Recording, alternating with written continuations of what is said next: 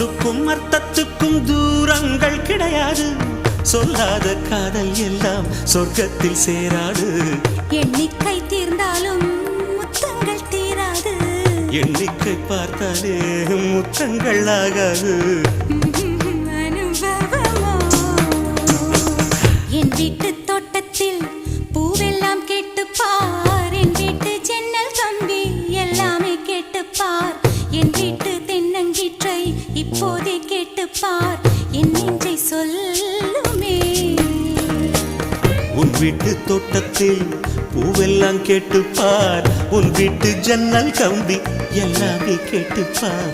உன் வீட்டு தென்னங்கீற்றை ஒவ்வொன்றாய் கேட்டுப்பார். என் பேர் சொல்லுமே.